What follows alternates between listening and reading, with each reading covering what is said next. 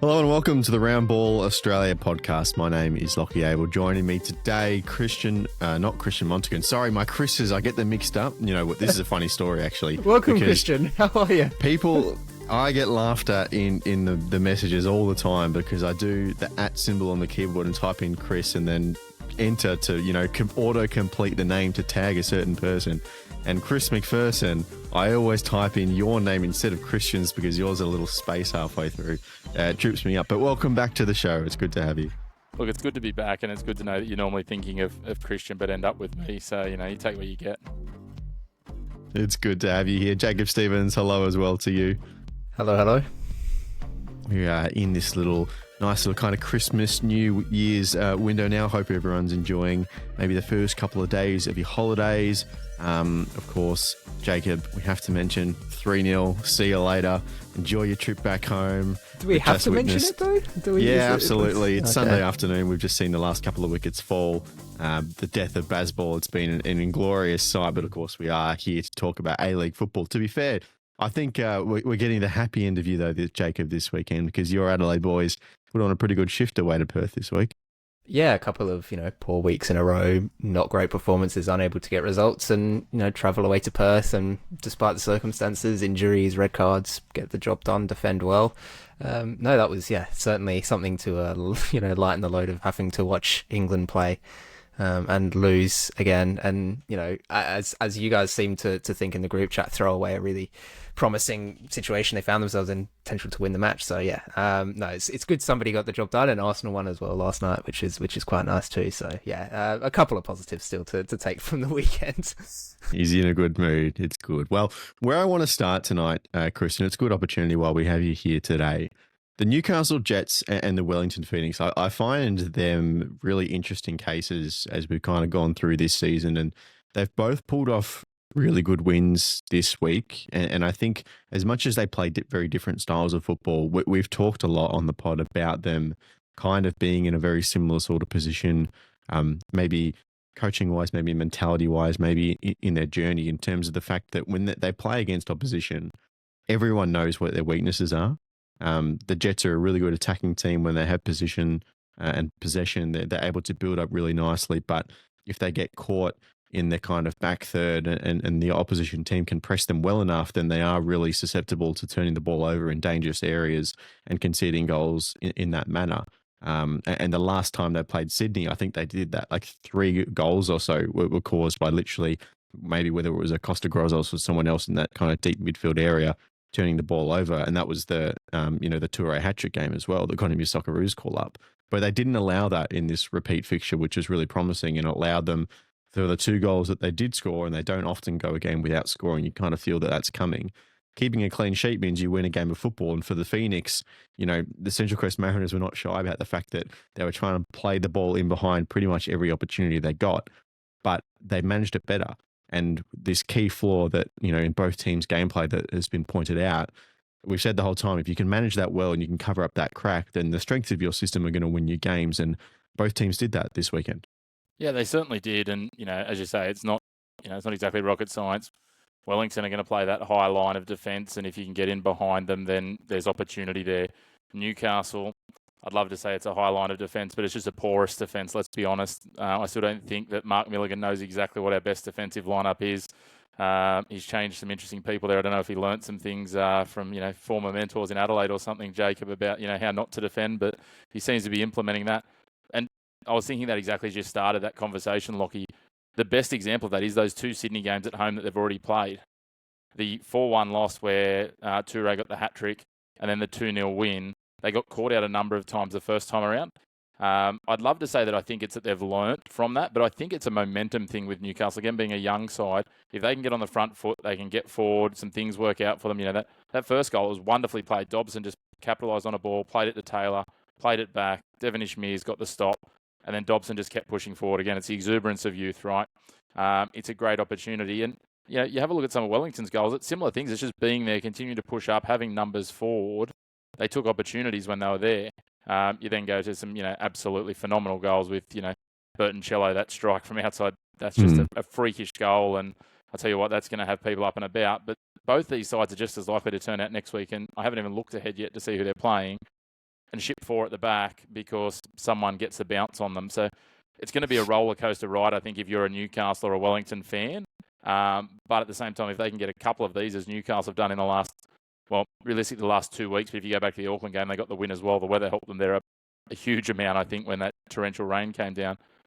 These are sides that could get into, the top 6 in the bottom end of it and cause a real headache for sides. But it's going to be interesting to see if they can build that consistency to get in and stay in that top 6. But I think, as you say, there's a lot of similarities between them, but they both executed well this week and they got 3 points for it. I think Chris's point, Jacob, on like the Jets being a streaky team, right? It makes sense given the age profile, and we saw this with Adelaide last year. See with a bunch of teams, really. Like given how close the league is, and as we look again at the ladder at the conclusion of round 9, you kind of have that middle 6 team. So from 4th to 9th, only separated by a point. So half the competition separated by a point. And now as we kind of get into, now we're a third of the way through the season, you have a few off the bottom and then Auckland and Sydney off the top, at least at the moment, in terms of creating that kind of space. So it is a very even competition. So a team like the Newcastle Jets, yes, if you have a young age profile, you lose a few in a row, you win a few in a row, but that's actually kind of all you need. And I find it a weird almost balance in football compared to other sports. Because if you look at like an AFL or an NRL, like if you want to be in the middle of the pack, you have to have a 50-50 kind of win rate. And you just have to be around that point and then you're going to challenge for finals. But in football, obviously some of those games end up in draws as well, which is very unlikely in those other football codes. So you actually come away from a lot more games feeling unsatisfied because of how even the competition is. You never feel like a draw is satisfactory. Even the bottom teams to the top teams, you always feel like you should go on and win it. So even if you're only winning a third of the games, that can still mean you're around kind of the finals positions or inside the top 6. So it doesn't feel like you're playing as well as you should be, but you're still kind of in the mid-pack of the competition. It's a bit strange, but it suits itself to teams like this. Yeah, and I think the other important thing as well is to prevent that streakiness from becoming like a consistent problem, if that makes sense. So it's okay to have a couple of losses here and there as long as you're able to rebound from it. And what we've seen from some of these young teams in the past is an inability to rebound, right? And they have a couple of losses and then it feels like their confidence is gone and they go on a bit of a streak, 5-6 games with some really poor results and then they fall out of that mid-pack. So whereas, with the Jets now 2 weeks in a row getting results, good wins, it kind of feels like, okay, they've rebounded from a little bit of that instability that you're going to have with a younger team and a younger squad, and they've been able to get those results, and they're keeping themselves, like you said, Lachie, in and around that kind of middle 6, and actually compared to a lot of the teams in that kind of area on an upwards trajectory compared to the others. So, it's about, I think, the mentality in that playing group too of just not letting those losses affect you. Like you said, it's going to happen. Have we ever seen? I don't think we've ever seen a team go undefeated in the A-League, right? No, I could be wrong. Sydney got close, just that one Sydney loss got close, in the Derby. but you're going to take a loss at some point in the season, especially when the competition is as close as it is this season. So just don't let that get to you, right? Just keep working on your football. Like we've said a bunch of times, we know what the issues with the Jets are, and it's mostly them shooting themselves in the foot. So it's iron those issues out, be confident in yourselves and your footballing ability, and you can get these results and keep yourself in the fight. And yeah, I think that's exactly what they've done here, and it's fantastic to see. So yeah, I think the key thing for Mark Milligan this season is going to be making sure that the mentality within the squad is positive. It's the right way to approach each situation, and to not let those losses that are going to happen get you down. It's also key as well, the other thing, with it being so tight in the middle, not to drop points to those teams around you, right? Like you've got to make sure that you're at least coming away with a draw against those teams so they're not overtaking you. And again, that's something that the Jets have done pretty well. Obviously got the win last week against Wellington, which is huge. So it's, they've done a lot of really good things. And yes, okay, there've been moments of real frustration from a viewer's perspective of watching this team going, we've seen the ceiling that they have and how good they can be, and they keep doing these silly little mistakes and throwing games away. But on the other hand, they're still in and around that mid-pack. They're a good chance at finals this season if they can keep it up. They've got a good young squad and they play exciting football. So there's still a lot of positives there. And like I said, they're in some good form now. So as long as it can continue like this, it could be a really good run and a good season for the Jets. Chris, what have you observed of Mark Milligan over the last couple of months? Because with a team like that who is so susceptible to kind of, I guess, that mentality shift, you really need that kind of calm and steadying presence at the the helm of the ship, which is the head coach at the end of the day. Winning an Australia Cup, getting the trophy, and then all of a sudden you find yourself down the bottom of the A-League. You could see heads dropping straight away from that under the wrong circumstances, if you like. But all of a sudden, 2 wins and you're fifth in the league. So what have you seen from Mark Milligan, like post-match talking to press, and in terms of how he's kind of presenting himself as the leader of this team?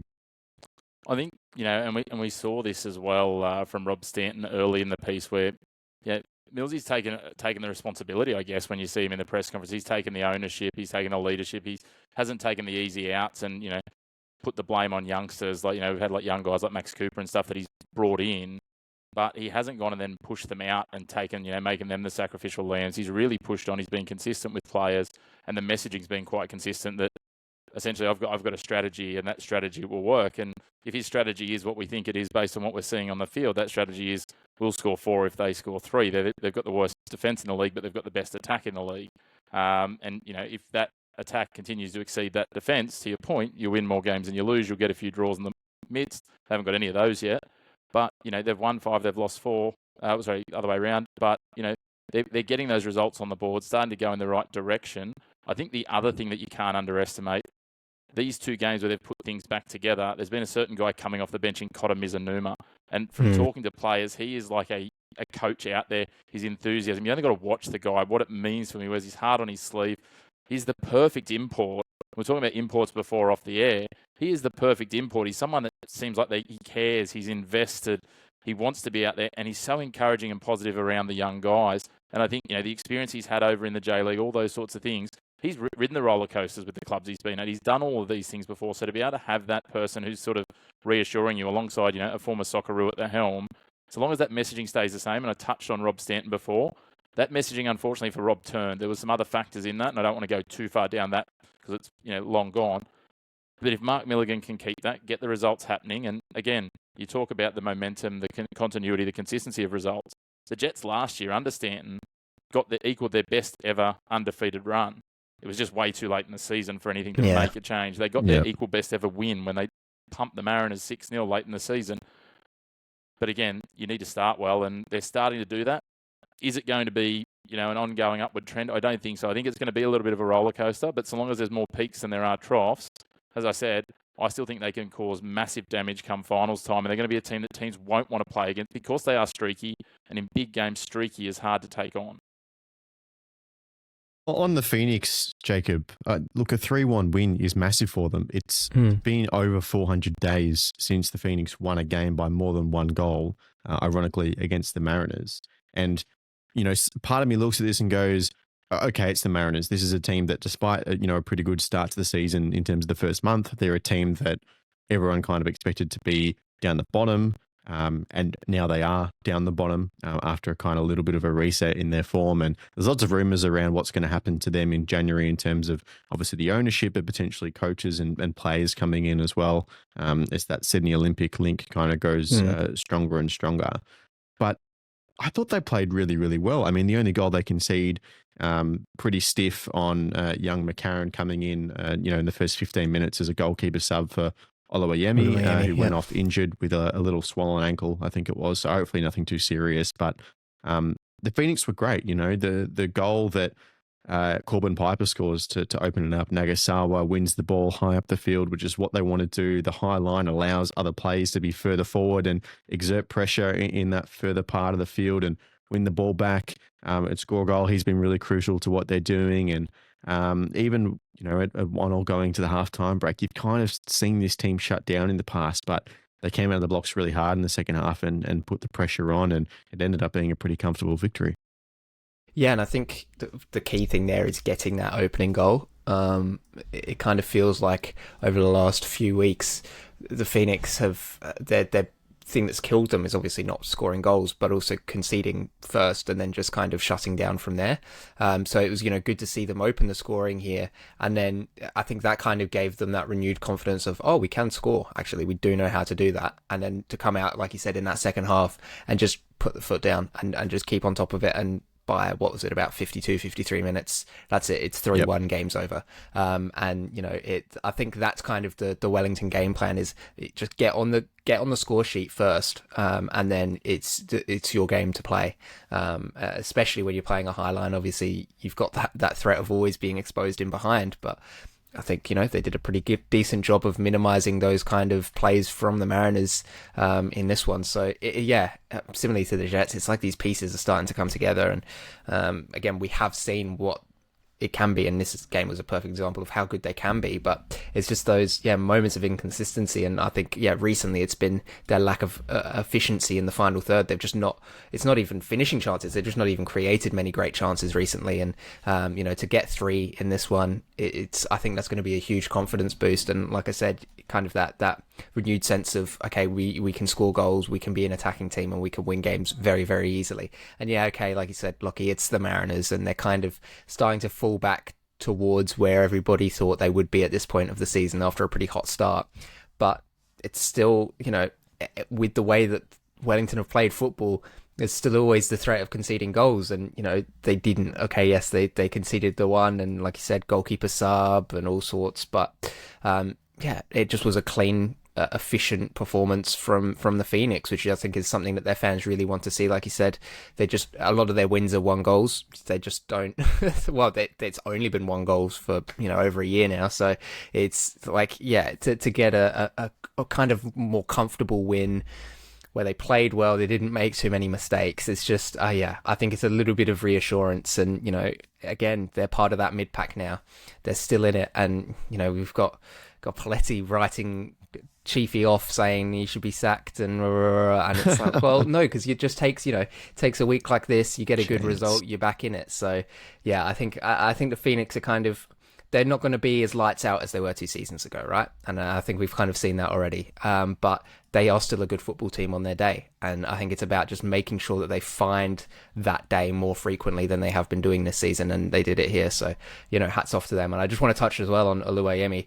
Hopefully it's not a big injury for him, because he's been actually quite solid this season for the Phoenix. There's a couple of mistakes he's made, but given the change in role that he's had to have, being that almost kind of sweeper keeper, he's done a very, very good job of shutting down those attacks quite often. So losing him and having to kind of get somebody else in to learn that role, that's going to be difficult. So fingers crossed for the Phoenix sake that it's nothing too major for him. I think just on that, Lachie, something that was really fortunate really quickly for the Wellington Phoenix was that goal they did concede was right on half-time. So it gave Chiefy that opportunity to just rally the troops. Had that been the other side of half-time where they get one sort of, you know, and again, they were just trying to manage the clock there, and it backfired on them, and Sabitnor followed through. The chance that he would have had immediately just get them all in and just go, wipe that from your brain. We've dominated 45 minutes. Let's go again. And they came out of the blocks, as you said. I think that was probably, I mean, you know, at the end of the day, you make of what you get, what you will. But I think that was a real benefit for them on the day. 100%.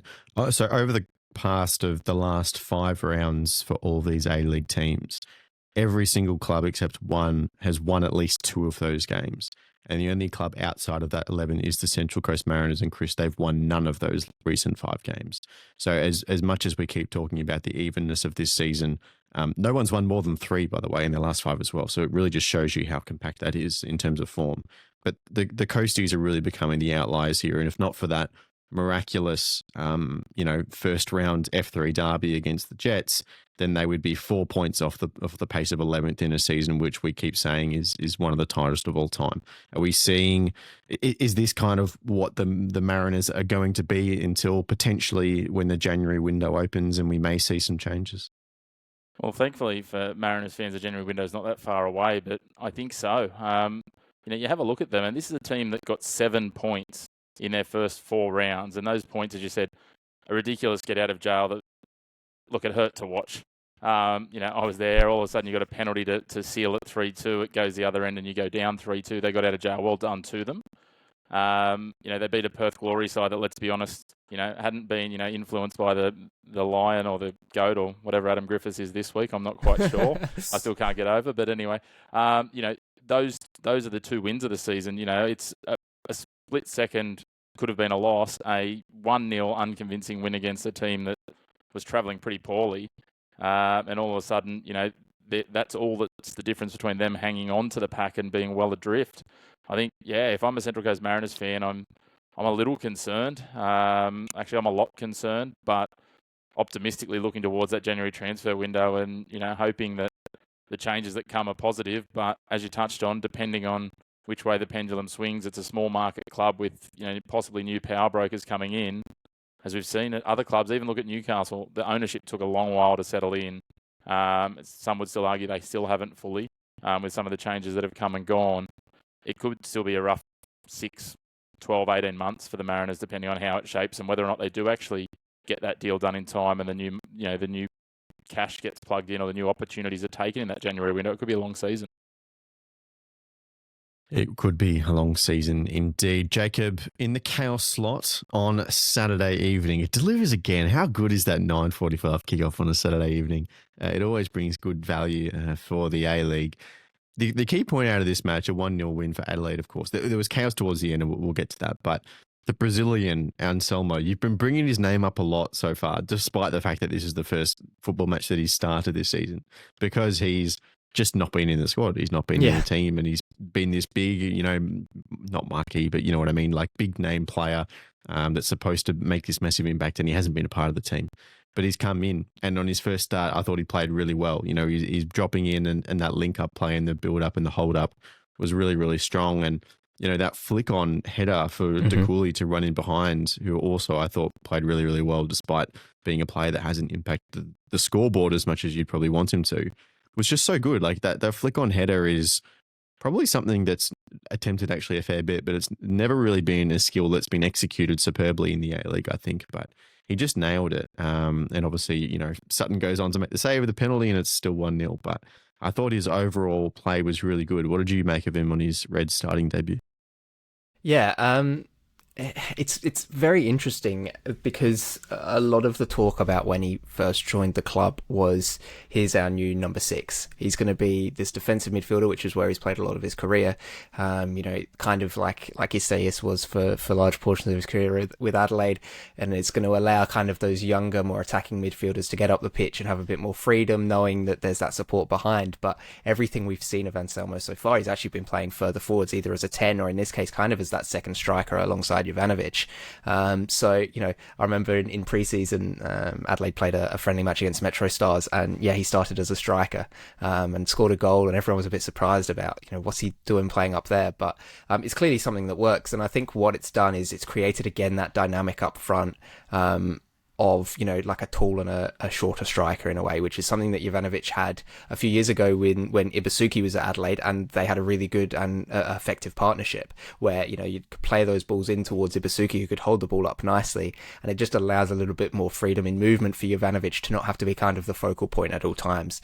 And I think we kind of got to see a little bit of that again with Anselmo, where he's just a physical presence, which is not something that's necessarily in this team at the moment. There's a lot of technically very gifted players, but nobody who's got that skill to really just kind of outbody and outmuscle other players. And that's something that Anselmo, I thought, showed really, really well here. Like you said, his flick on headers were very good. So it's kind of promising signs that he could kind of come in and become that linchpin in the centre of the field, which is somewhere that over the last couple of weeks Adelaide has really struggled with. They've been unable to kind of get the ball played through the middle of the park a lot of the time, and it's been reliant on those wider players, and if they're having off days, nothing really happens for Adelaide. So having somebody as a central target man is going to be huge for them moving forwards, and like I said, frees up Jovanovic, gets him into a more familiar role that he's played with more of in his professional career. So I think there's good signs here. Obviously there's still questions about, he's 36 years old, on a 2-year contract, presumably a lot of money. Still questions about his fitness. He went down with a bit of an injury at one point. There's still question marks about that kind of side of things, but I think it's his talent, at least from what we've seen from this game. It's his first start. He's made a couple of appearances off the bench and hasn't had much to do, but in this game he looked pretty solid. So it's promising signs that there's a player there for Adelaide.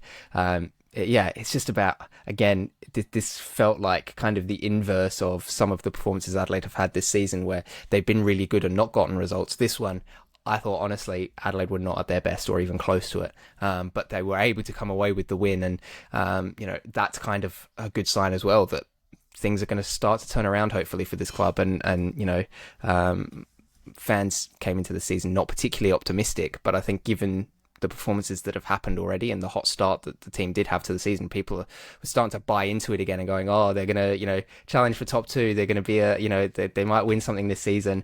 Performances fall away, problems start to emerge, things like that. So it's about how they approach fixing those things. And, perhaps Anselmo, if he can stay fit, he could be that kind of answer to that problem and cause some issues for other opposition teams moving forwards now. How much credit do you give Craig Goodwin for that goal? There was a little deflection on it. I'm not sure how big. I like the intent of just taking the shot, because that's something that has frustrated me over the last couple of weeks. Is it seems like Adelaide don't want to take a shot unless it's inside the box, and there's just so few opportunities to do that in modern football now that you just sometimes got to take your chances with it and hit the ball. And with Craig Goodwin, when he hits the ball, there's every chance it's going to be on target and challenge the goalkeeper anyway. And this one, a little bit of a deflection certainly helps him out, but it just... Yeah, I think the deflection helped massively, to be honest. It just, the change in the velocity of the ball, I think, caught the keeper off guard there a little bit, Matt Sutton. I don't think he saw it properly in terms of, it wasn't, obscured or anything. It looked like it should be coming quicker than it was, and it kind of just delayed in the air, and he kind of stalled a little bit. And if you go back and watch the replay, it looks like it's happening in slow motion because of that deflection. So, I think the deflection definitely played a part, but the intent to actually take a shot and just go, I'm in space here, I can get a shot off on target and, at least challenge the keeper. That's a good thing to see. And I think that's the kind of positive intent that Adelaide haven't had recently in, the last 2 or 3 weeks. Craig Goodwin might have tried to play a pass onto Ivanovic or Dukuli or somebody there, and nothing comes of it. But instead he takes a shot, takes a deflection, and he gets a goal. He had a couple of shots from that kind of area, didn't he? It wasn't just a goal, there was a few. Yeah, well, he had a teaser one earlier in the match as well, where they afforded him the same amount of space, and he kind of dialed the range in, hit it a bit lower, a bit harder, and good things come to those who actually try. So it's, I think it's Josh Reward. He's had a frustrating season. Good to get him back on the score sheet. And then, that penalty was, I think that's honestly, people are saying, oh, that's a bad penalty from Craig Goodwin. I think that's a great save from Sutton, to be honest. That was a really, really good save. Not a lot more could Goodwin have hit the ball harder or hit it higher? Yes. But I still think for everything that he did there, it's a well hit ball down the middle of the goal. Sutton just did a great job to save it. So credit to the keeper there. Deflection played a part in the goal for sure. But good to see Goodwin back on the score sheet, and hopefully it represents kind of a bit more of attacking intent in the final third for Adelaide. I almost feel like going down the middle has a bit more of a lower percentage chance of coming off in the last few years, because I feel like goalkeepers are getting a lot better at, if they're going to dive to one side, they're actually kind of still getting their feet in that middle area to where, the striker does go down the middle, then they have a chance of kind of picking off that ball down the middle as well, which Matt Sutton did very well in that scenario, and really could have earned his team a point, because Perth had a flurry of chances late on, especially when you can, consider the red card to Madania, which really he just has to have a little bit more awareness of what's going on around him, right? And, could have left his side in a sticky situation if they were to have conceded a goal late on. And Chris, for Perth, I feel like this stings. Losing 1-0 at home to Adelaide stings, just like losing 1-0 to Sydney last week really stung as well, considering the wave of momentum that they've been on, and that they will have felt it like they were seriously so close from, that would have been 5 wins in a row if they just edged a little margins in these 2 games, and all of a sudden they're really, really flying. But we kind of said this last week after that Sky Blue game, that at least the pain that they're feeling is relative to being in a fierce contest and being, having those margins be really, really close, because that's not something that this fan base has felt for a long while, at least with any kind of consistency over a month or so. So to have a run of 5 games where you've won 3 and seriously have been in the other 2, that's, it is baby steps to a certain extent, right? You got to be pretty happy with that from a kind of longer term perspective of it. Yeah, 100%. It's obviously been a big sort of month and a bit for Perth.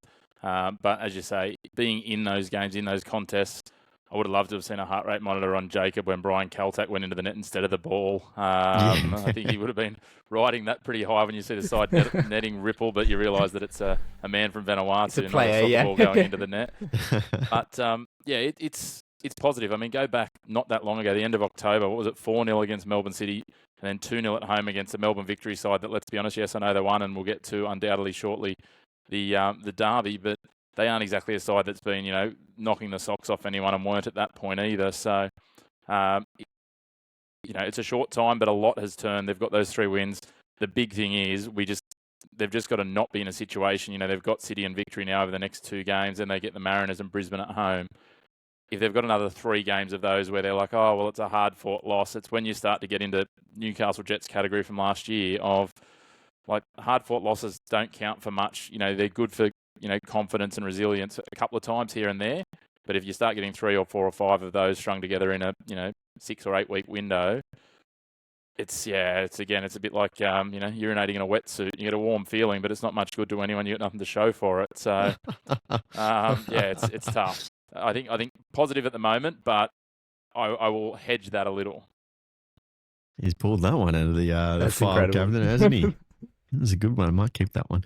It felt like, you look at a guy like Tom Lawrence, right, who's come in and he's really played well. Like, we had our doubts. You always have doubts of visa players coming into the A-League, and especially Perth Glory, in the last couple of years. But he's been a real impact player. And, you talk about Craig Goodwin having shots from outside the box. Tom Lawrence can hit a ball, and hard as well.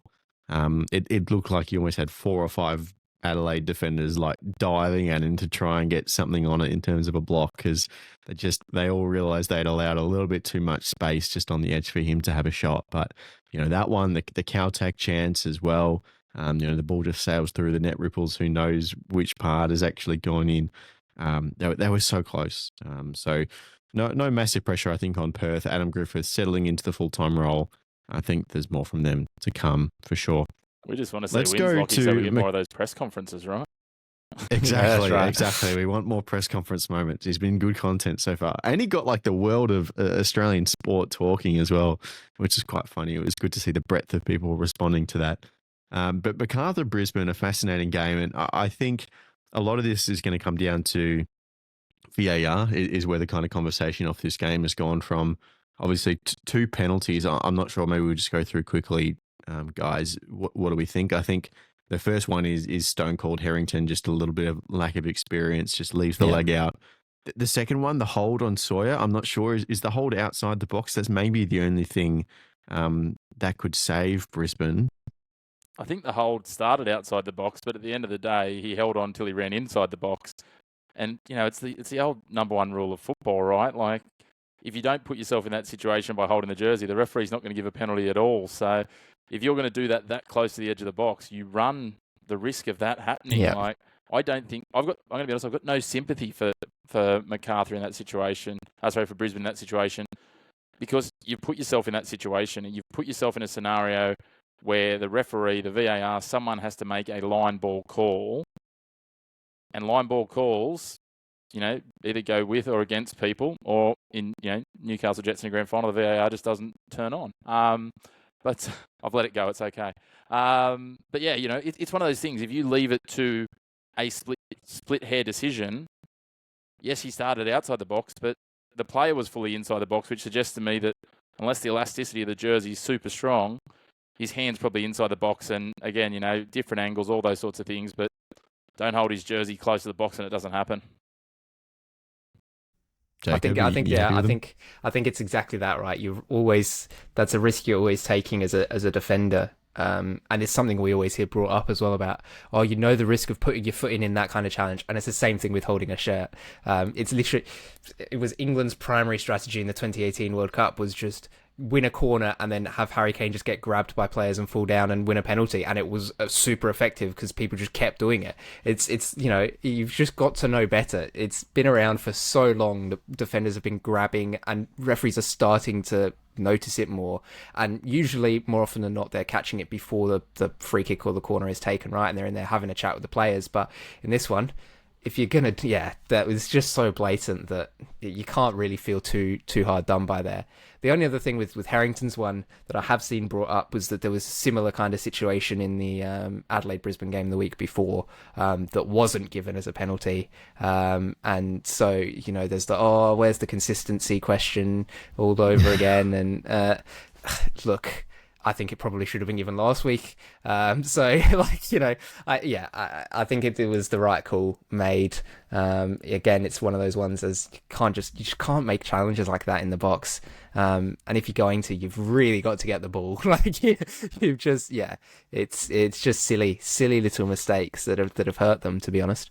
Two wrongs don't make a right on that one, right, Jacob? But, Yeah, as you say, exactly. the one last week should have been given. Just because it wasn't doesn't mean, we won't give any forever for that, At some point, you've got to make that decisive change, and hopefully the referee was picked up on that. My concern out of this, Lachie, is we now see players when there are dead ball opportunities, to Jacob's point, that do the Harry Kane of, someone's slightly got hold of my jersey. I'm going to try and sprint into the box as fast as I can and flop down LeBron James style and try and get a penalty here.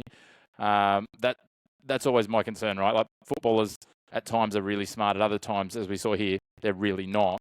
My concern is that they try and play on that, and then we just get a blight of players trying to do that, in which case I hope the referees start pulling the cards out and sending them the other way if that starts to become a thing. But we want to see football, not acting, as much as we can.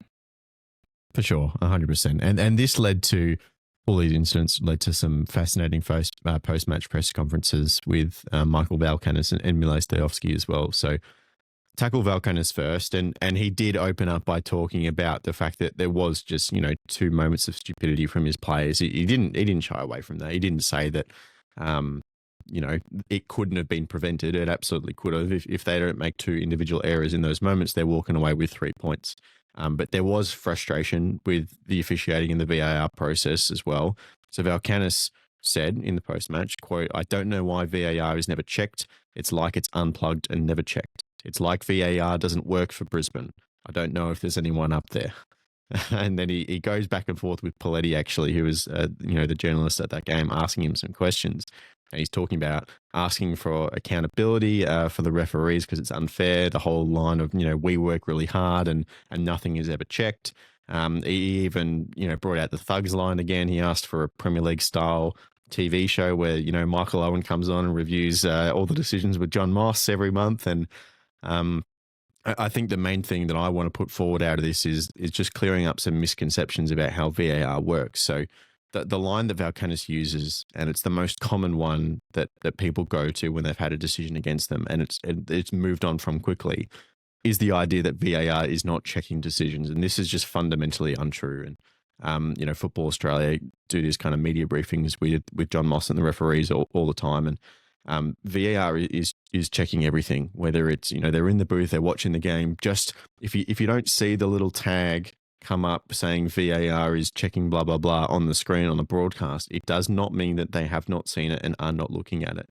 That tag only comes up, and there's some commentator processes here that, Chris, maybe you can speak to.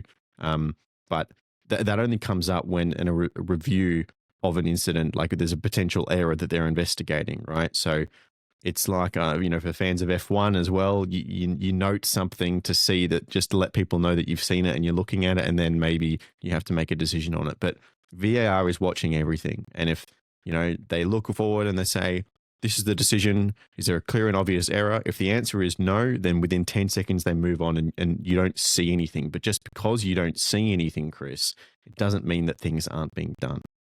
100%. Yeah, VAR is like Big Brother. They're always watching. They're in that situation where most of the time in play, they're quickly looking at it. They're reviewing across multiple angles. It's not like they're looking at one camera angle, then the next camera angle, and the next camera angle. They've got multiple of them at a time. They're able to clear through and keep things moving. It tends to be the only time you'll see VAR reviewing or VAR checking is if that's the reason the game's being held up. And the reason it's shown isn't to say, hey, we're checking something. It's more to say this is why there's a delay of the game. This is why the goalkeeper can't resume play from that goal kick, because we're waiting for that to happen. So it's an understanding and an add-on for the broadcast and et cetera to show that this is what's happening now and this is why there's a delay. We're not all just standing around, just waiting for nothing. It's about updating the audience who don't have the privilege of that. But again, as you say, they're constantly and ongoing reviewing, watching. As soon as something comes up that looks like it, they'll be clipping back at that, looking at it, and to your point, clearing it in 5 to 10 seconds, because the amount they're doing, they are so efficient at that. And then when it becomes something where they need to look deeper at it, they will pull it apart and slow things down. But these things are being reviewed, they're being cleared. And yeah, just because there's not a big red flashing light on your screen saying that it's happening, it's always happening ongoing. And this, to put it into context of the last few years as well, we were at a point where reviews were excessive and we were stopping games too often, and that was the complaint. And we were causing too many disruptions to a game of football. So the decision to scale that back and increase the bar mark to pass in terms of actually conducting review has led to a more free flowing game. So obviously there are specific games, specific teams you feel hindered by. Completely understand that, but that is the process of VAR. And just on accountability as well, which I think is a fair complaint, because if you don't have an officiating background, Jacob, you're probably not aware of how all this works. But the whole idea of having a TV show and how the Premier League do it, I really dislike it personally. I really think it's the wrong way to go about it, because football is tribalistic. People are passionate. That's what we love about the game. If the decision has gone against you and it's close and it's subjective, there is never going to be a satisfactory answer. So honestly, why bother trying to a certain extent? But officials are held accountable all the time. So Football Australia, people will think, okay, they're just appointed onto an A-League game next week. But if A-League referees are making, wrong decisions frequently, they're not going to be appointed to big games. They're not going to be appointed to grand finals and big finals, and they could even be brought off the A-League panel. And especially for the, I think, 5 or 6 full-time referees that we have in the A-League at the moment, that is a big deal. So they are accountable all the time. For that 5 or 6 of them, their livelihood depends on the accuracy of their decisions and the quality of their refereeing. And then additionally, Football Australia this year have brought in what they're calling the independent KMI panel. The actual acronym there is lost to me at this particular moment, but basically they Key match incidents. Assembled a panel. Is that... There you go, bang on. So they've assembled a panel of media and pundits and former players and a general consensus of footballing people to go and review all these big decisions and bring them right. Now, I don't have updated stats for you from up to round 9, but I know, I think it was round 4 where we had the John Moss's latest briefing. They were at 100%. So I think that number probably will have gone down a little bit since then. But all these processes are in place. They do just happen behind the scenes. So you can understand why people aren't aware of them and they're not, popular knowledge. But referees are held accountable. That does happen. Yeah, and another one that you've missed that a lot of people don't even know exists as well are referee assessors, who are appointed by Football Australia to literally just watch the referee and their performance and grade their performance. I don't believe it happens at every match, but you'll be picked out throughout the season and have. I think they probably aim for about 2 assessments a season, and they'll assess, I think, every new referee on their first game and things like that as well. I actually know one of the assessors, which is quite funny. He used to assess me when I was doing local football, so it's crazy. But yeah, that's another level of accountability there, where even just individual performances randomly throughout the season will be picked up, and you'll be graded on it, and you'll be told what needs to improve, what needs to change, what you're already doing well, but things that you're not doing as well and that you missed, or that those sorts of things, and it's a great learning opportunity. So yeah, there's like 3, 4, 5 different levels of accountability that are there, but like you said, Lachie, it's kind of all behind closed doors. And so I think that's where the frustration comes from of it's not transparent enough, we don't know what's going on, and yeah, you can kind of understand that, but then on the other hand, it's like, well, yeah, but your job is not like that, right? It's not being broadcast publicly, all the mistakes you make at work. How would you feel about that, right? That could be a great show.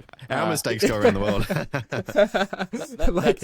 That all said, as you said, it all comes down to a pointy end, right? The referee who performs the best over the year gets a grand final, and more often than not, a referee who doesn't perform well over a period doesn't have a full-time job. They, if they're lucky, they might have a part-time role, as an assistant referee the next year, or they'll go back to their, respective NPL. But that's a big difference. They're going to find a new job for their day-to-day for these guys. But I think that's the thing, is the underlying piece isn't public. That said, I was really looking forward to the A-League bringing out a TV show on this, Lachie, because I can just see it, hosted by, any of the great comperes that we've got on Paramount at the moment. Marco Rodan on one side, Matt Simon on the other, just giving the referees hype. I hate the TV show idea. I think it brings out... Obviously very tongue firmly in cheek. Yeah, we don't need to pander these people. But the other incident that's worth talking about this game, I'm curious, Chris, what your thoughts are on this. So the idea of the assistant referee holding an offside call on tight decisions, right? We see it all the time. If it's a close one, if the assistant isn't 100% sure, then hold your flag, and once the play concludes, then you put it up, and then we allow the decision to be wrong and VAR to correct things a little bit later, because we don't want to stop a goal from happening that could have been legitimate. Now, obviously, the negative of this is situations like we saw in this game. Ball ricochets off the keeper into the head of Tomislav Uzkok, and he's withdrawn from the game due to concussion, right? So this is a play that, there was an offside in the build-up. The play was eventually brought back, but because of this, I don't even know what to say. It's not a law. It's not an interpretation. Guidance, maybe. Because of this guidance to referees, a player has been injured, right? And so this comes with the calls of, just put the flag up. When it's so obvious, you just need to put your flag up. How does this whole sit with you? Because obviously it does allow for situations like this where, players could get injured in this scenario. It's one of those things, right? With you talked about it before, the over influence, over involvement of VAR. It's made, and you can see this across multiple sports with video replays, whatever you want to call them, bunkers, TMOs, depending on which sport you're looking at. It has disempowered officials overall, because they would rather not make a decision, let it play out and come back and go to that, rather than make a decision. On top of that, you throw in, some of the vitriol and different other things, or just the abuse or the scrutiny they get in a press conference. And so all of a sudden the confidence is eroded, because, you only need one of those to be made. And all of a sudden, they pull one up that they think's clear and obvious because they're a step out of angle. And it then leads to, gets pulled up, and then you go, oh, well, they would have gone on and scored, and teams are irate about that too. So yes, in theory, if it's clear and obvious, that would be ideal, that they put their flag up. On close ones, they don't. But we've undermined a lot of these referees with their authority because of VAR and their reliance on it. So it's hard to then go and say back to them, oh, well, now we want you to do this, or in this situation. These guys are already making thousands, tens of thousands of decisions in a match. Like, they're constantly, monitoring as an assistant referee for a number of different things, from the offside to the handball to other different things that are going on, fouls in contact. Who'd the ball last come off in a close contest when it goes out of play? Is the player taking the mickey and trying to take the throw in 15 metres downfield from where it went across the sideline? They make all of these decisions, and now we want them to go into grey areas on, okay, if it's a clear offside, well, what's clear, right? Because that's subjective. If it's a clear offside, make sure you put your flag up immediately. If it's not, oh, well, I want you to play it out. It's just not fathomable. As much as it sounds good in theory, it just doesn't work in practice. When you've got a heart rate at 165 to 180 all of a sudden, because you're on a sprint trying to keep up with a ball that's going downfield and trying to make sure that you're staying in line, and then you're making a decision not only about that player, but the other player that's over the other side. Where's the player coming through? Is there any foul contact happening there? It just doesn't make any sense. The only way we get it is we go to fully automated refereeing, which doesn't work either, because we're not happy with the VAR decisions. Yeah. Even computers can't get black and white decisions right. So we'll wait for AI to get to that point. But until then, we just have to accept the human fallibility of what goes on. And unfortunately, sometimes there's some pretty unfortunate outcomes out of that, as there was here for Uzkok when he wore a ball in the head, which happens lots of times in a game of football without people getting concussed, but occasionally it happens where players get concussed. We've seen it at different points. Asked, Ryan Scott about this, when he got a call up in one of his last games at the Newcastle Jets because Noah James got hit by friendly fire of a ball when he was wandering off the warm-up. It just happens. It's football. We can't prevent everything, and if we prevented everything that had any risk or mitigation to it, it wouldn't be very exciting. So I think we've got a pretty good system the way it is. Is it perfect? No, but that's kind of the fun of football sometimes, right? Yeah, I think so. And look, I think the misconception here is, I think when this kind of incident happens, the call is, oh, when it's that obvious, you just got to put your flag up. Well, that is actually the guidance to the assistant referees. If they're not putting their flag up, it's because in that moment they believe it's not obvious, whether it's offside or not. So that is it. I know Phil Moss said on commentary that it's not the assistant's fault. That's just kind of the recommendations that they're given. That's the guidance they're given. I actually disagree with that. I think, what you said, Chris, about referees kind of falling back into that comfort of the VAR, I think the best assistants in the world will still have the guts to make those calls when they believe they're true. And the closer you can get to that line without making an incorrect decision, it probably goes a long way now to determining how good you are as an assistant referee. So that's something that they will be assessed on, and that'll be managed behind closed doors. I'm conscious we've been talking about refereeing for probably about 10 minutes now, so we will move on. But good win for Macarthur. Obviously, the 2 penalties come about in those circumstances, but the fact that they can get through a game like that, where they probably didn't play the best, no Anthony Caceres, he was out with illness. and still going to win against what is still a good Brisbane side who, apart from those two moments, should have won a game of football. MacArthur will take a lot of heat. And now they have to go and play City on Tuesday night as well. So any points they can rack up in this busy period is good for them, I think. The Melbourne Derby on Saturday night, Jacob, it didn't really have a lot. It felt like a good contested game, particularly in that second half, that last 30 minutes. It felt like it was going to finish in a bit of an unmemorable way. But all of a sudden, Matthew Grimaldi, of course, he's made his way between all the three Victorian teams. He's ended up at Melbourne Victory, given the chaos with Western in the off-season. And in one of the biggest games of the year, probably the biggest game of the year, the Christmas Melbourne Derby, pulled out the absolute banger from outside the box to win it late on. Yeah, I love the idea. Oh, it might have ended, in an unceremonious fashion. That's not going to happen in a Melbourne Derby. Let's be realistic, right? There's going to be something. There's going to be. I mean, this whole history has had those moments: late winners, crazy matches, red cards, all sorts, controversy. This one just had a cracking finish and a great moment for victory at the end of it. Especially considering kind of the way that first derby went, where it just was bang bang, City have scored 2 and the game's over. It was nice to see a nice hotly contested derby, and yeah, I mean, got to give full credit to Grimaldi for that. That was just a moment of individual brilliance, and it got victory the win. And sometimes in these kind of games, that's what you need, and that's where I think we've always said victory kind of. They have a number of players who can be that for them, right? And they can step up in those moments and they can just do something. And a lot of the season has been Juan Mata. He's been fantastic, and he had another solid game here. But when it's really, really needed and somebody just got to step up and do something crazy, typically it's those younger players, right? And Grimaldi was always very highly regarded, wherever he's been. Like you said, he's been through all the Victorian clubs now, but especially in his stint at Western United, he had that kind of a similar kind of thing of he can be a fire starter for a team and he can really offer something and just be that difference maker. And so to see him get that goal for victory was great, and the way he celebrated it too as well, you could see how much it meant to him, and that's probably just a huge amount of weight off his shoulders as well, with all the uncertainty that he would have had over the off season. With, am I even going to have a club to play for? If they're not around, is anybody going to want me?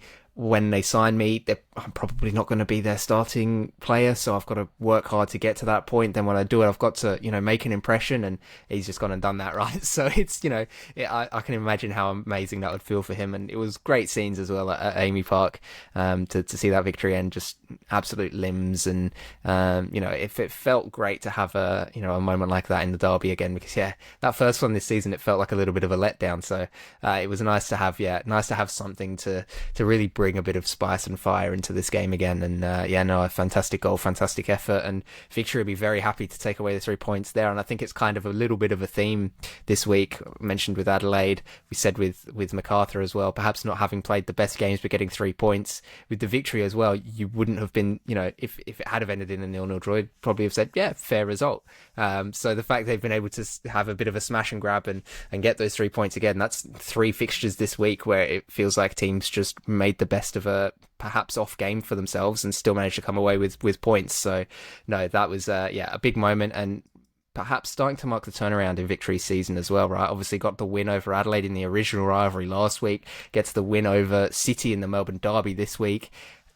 Those are 2 massive wins now. The confidence must be sky high in that team. So it could be, they're starting to make a climb back up the table again towards the pointy end where I think a lot of us probably had them finishing the season. Yeah, it just shows how quickly things can change, right? Undefeated in 3 wins in a row, and all of a sudden you're only 1 point off 4th in the league. Granted, that's 9th, but 1 point being off 4th, when you consider it in that lens, is pretty good, considering where they were at the foot of the table only a couple of weeks ago. How good was it as well, Chris, to see big Ange Postecoglou, Kevin Muscat, and Bessa Barisha? I'm going to call them 3 Melbourne Victory coaches. Bess is still working, to start his debut season in the NPL, but he is a Victory coach. But Ange and Kev in the stands as well. Three legends of the club in one place. 3 heroes of Australian football, really, when you consider obviously Ange and Kev and then Bess's impact on the A-League, just in one place. Pretty awesome. It certainly is. I saw someone comment on social media that it'd be a pretty good starting point for a Melbourne Victory Mount Rushmore. So I'm not sure if he has to go alongside them for the 4th spot. Maybe that's up for grabs. But yeah, I think Archie Thompson might throw his hat in that ring maybe. But again, wonderful to see them all there. Wonderful to see, and I think again we talked about a couple of the others with Burton Cello and Goodwin. Just highlight real strikes. Guys having a bang from distance to try and turn games. Yeah. And obviously in stoppage time it's even more enthralling. But we've seen a few penalties this week, so to see these, all just stunning strikes from outside. We know, we'll put an asterisk on Jacob's Adelaide and their one with a deflection, but highlight real stuff, which is cutting through, into the broader social media sense. I've had a few mates who talk to me who are not football fans, but they've picked up on a couple of these things in recent weeks, and it's great to see. We talked about Griffiths before. It's great to see a few things just starting to cut through because we will take every little bit we can get.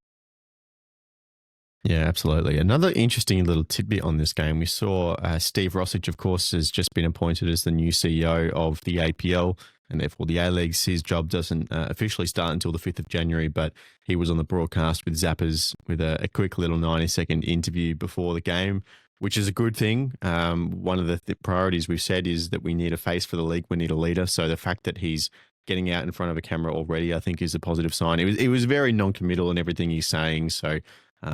he did use the phrase purpose-built stadium, which I thought was positive in terms of what he was looking forward to. The funniest thing for me was when he was asked about, what do you think the result's going to be tonight? And he says 2-1 to whichever team plays better. Yeah, it was a bit odd, brilliant. wasn't it? I don't know. His words didn't really... Yeah. Yeah, he did well, didn't he? His words didn't really do anything to push me either direction, but I think the fact that he's fronting up is good, and hopefully that is a sign of what's to come. The final game of the round, Jacob, Western Sydney versus Auckland. It feels like this kind of just ticked along as expected. The Wanderers, the afterglow of that Derby win is well and truly faded now, I think, and Auckland keep ticking over. And I tell you what, the game next week against Sydney, top of the table clash, that really, if they can win that, then all of a sudden they are clear favourites for the league. That would be a 5-point gap. Building up to that game against the Sky Blues, that is a massive fixture. Yeah, it's another season where they've got a chance now to really just step up and push beyond their kind of title challenges. They didn't necessarily manage it all too often last season. The games against Adelaide in particular were hard-fought draws, so just kind of kept the status quo. But this is, a massive opportunity against Sydney to get that result. And like you said, it just kind of feels like this was an expected result for Auckland. Get the win over a struggling Wanderers side and, just take the 3 points, keep a clean sheet, good goal difference. It's got all the hallmarks of a just standard Auckland win. So, there's not a lot more that can be said about that. It's amazing to see Lachlan Brook back on the score sheet again. He's been pretty solid for them this season, and he's been great. He has been really since he's returned to the A-League. He's been very, very strong. So whether that was for the Wanderers or now for Auckland, he's that kind of impact player again. We're talking about players that can make a difference in a game and score a goal and change the tides. He's one of those players for Auckland. So yeah, they'll be very happy to have him. And the Wanderers, these struggles continue, and it's getting to a point now of but what's going on? How do they fix it? Is it coaching? Is it players? Is it, what is the problem here? Because I think on paper, you look at their squad and you go, there's no reason they can't compete with the majority of the teams in the A-League. And yet here they are sitting in, where are they now on the table? 10th 11th. or something, I think, isn't it? 11th. Just kind of starting to fall away and haven't had performances go their way. Okay, they got the Derby win, but it's a Derby, so kind of anything can happen. They've lost to a 10-man Perth in the past. It just feels like this has not been the Wanderers season, and that's a bit of a shock for me, but I think it's not it's a bad thing for the league as well, because the Wanderers are one of these big clubs in the league. You want them to do well, and over the years they've been so inconsistent and unable to find any real form, and over the last couple of years things have turned around, right, and they've got back into finals, and they've had some good performances, and it felt like this year, okay, Stadge did a great job last year, they renewed his contract and said, we're going to reward you for doing all that hard work, you've got a chance to build a squad and do more again this season, and then it's just fallen completely flat again. It's just something needs to change there at the Wanderers. I don't know what it is, but there's been a continual problem now for the better part of a decade, and it just seems like it's going to keep continuing until something changes. Again, I don't know what it is. I'm not particularly au fait with everything that's going on at that club, but it just feels like there's got to be some constant throughout all these years that's been it's just keeping this kind of mediocrity going for the club, when, again, like I say, on paper, you look at them, they should be doing a lot better than they have done. 2-0 loss to Auckland. Okay, you can kind of take that because Auckland have been great again this season, but some of the losses they've had this season have been pretty poor performances. So, yeah, it's not looking great for them at the moment. And, we were talking about the Mariners and kind of can they hold on till January, to the transfer window, and, hopefully make some changes there. That's going to be a big opportunity for the Wanderers as well, or at least you'd expect it to be, because there are a number of players this season who just haven't stepped up, haven't had performances, and, you can't really keep going on like that. So there could be some changes to the Wanderers come January as well. Yeah, we will tackle them more in depth in the coming weeks, but we do have a little bit of a time crunch today. So we want to bring you some other news that's just broken a couple of hours earlier on Sunday afternoon, is that the AFC are going to, Chris, introduce a Nations League system for Asian football. So if you're across international football, they've done it in Europe for a few years now, I believe. In North America as well, they've had a Nations League for a little while, and it's starting to pop up across the rest of the world as well. But basically, what this system is pots of teams in your confederation around about the same competitive level as well. So you're trying to get more games against competition similar to you, to kind of replace those long stretches of friendlies that teams used to have when we were outside, World Cup qualifying, or, your Confederation, Euros, CONCACAF Gold Cup, whatever, qualifying for those tournaments as well. And the AFC have announced that is coming to Asia. So we don't have any of the specifics of how this is going to work in terms of the tournament structure or finals, or even potentially some interaction with World Cup qualifying, which I think would be really good to kind of shake that system up, Chris, because the uniqueness of Asia, having our World Cup and then Asian Cup, sometimes only like a year apart, means that you have a weird stretch of the longest World Cup qualifying system in the world, but it is just one qualifying system for the World Cup. And then if, you automatically qualify for the Asian Cup, and then some other teams keep going for the Asian Cup qualifying. So to break that up a little bit, and then for me, I think actually the stretch between the World Cup and the Asian Cup would be the best time to play a lot of these games, because that does typically end up being just a lot of friendlies, especially for the teams that have already qualified through the World Cup. Yeah, it's an interesting one, isn't it? Obviously, we've seen how it works in Europe, as you say, and you would think they'll follow some sort of similar model, but there are different things that we need to take into consideration around windows and travel and all those sorts of things. But if it sets up a situation where sort of, the top 8 or 12 teams maybe are competing more regularly, more games for us against the likes of Japan, Iran, Korea, Uzbekistan, these other teams that sit inside the top 50 of world football, has got to be a beneficial thing. I think there's some other things that we need to make sure of, that we're finding balance, as you said, not meaning that we're just doubling up and we only play Asian teams outside of the World Cup. But, and I think this is your comment, maybe Lachie, in the conversations within Round Ball Australia sort of group chats, is this versus friendlies against whoever, competitive football where there's meaning to it, you drop down, ranking points as well as, getting knocked out of competitions, is really good, because it means it's more, football at system space. People aren't, both sides are taking it seriously. There's not different levels of importance for the game. All those sorts of pieces that come into friendlies.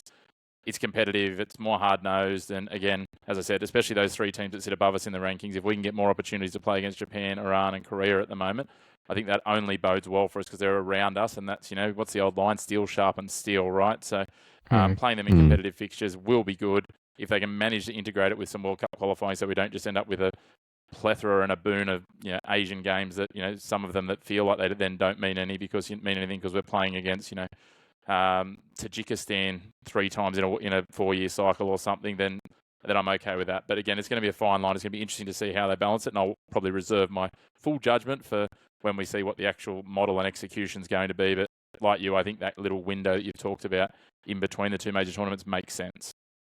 Yeah, so if we look at the run that the Socceroos have had since the 2022 World Cup, which we have to remember was in December as well, rather than June, July in Qatar. So theoretically, if you imagine that tournament would be played in June, July, then you have another kind of 6 friendlies to end that calendar year in 2022. Then in 2023, the Socceroos played 6 friendlies and then 2 World Cup qualifiers. And then that led into the Asian Cup, which had a couple of warm-up games, but that's very tournament-specific in 2024, plus another 10 World Cup qualifiers after that tournament. And then 2025, we finished off with a final 4 World Cup qualifiers and then 6 friendlies. But you also have to take into consideration that was instead of extra qualifying games.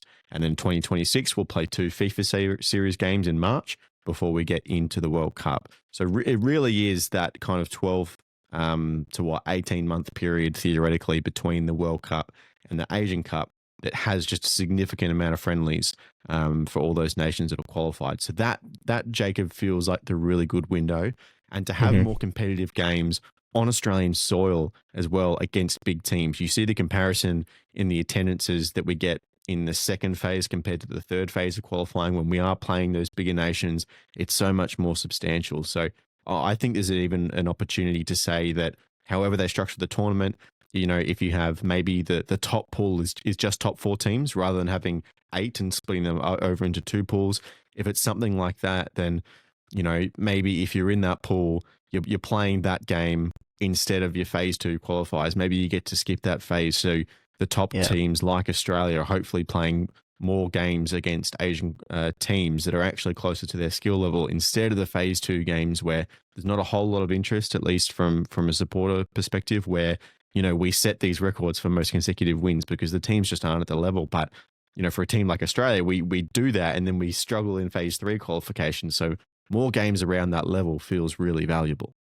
Yeah, I'm pretty sure the European Nations League has some tie into World Cup qualifying. I know it more impacts Euros qualification, but yeah, like it would be good to see some kind of tie-in just to give, because the idea of just the Nations League alone bringing more competitive fixtures, I think at least fan sentiment has been that that's not necessarily the case, but it's nice to have that extra advantage of some kind of benefit in qualification for major international tournaments, whether that's your regional one or the World Cup.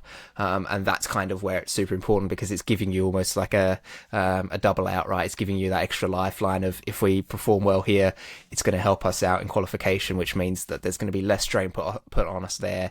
If it's, it could be the case of maybe, you get an automatic pass through one of the stages of qualification or whatever, so that, you know, there's fewer games for you to have to play and fewer opportunities for you to get knocked out early and things like that. So it would be, I agree. I think it would be really, really cool to see some kind of link in there between, you know, Nations League performance and qualification for major tournaments. And it kind of seems like a no-brainer, right? It'll be interesting to see how it is implemented. I don't think we know too much about it, right? Like they've just said that they're going to put it in place. And it's interesting because I do remember as well, prior to COVID, I'm pretty sure the AFC came out and said that they wanted to do a Nations League in like the mid-2020s, like 21, 22 or something like that. They wanted to get one started, and then of course COVID happened and they kind of had to put the plan on the back burner.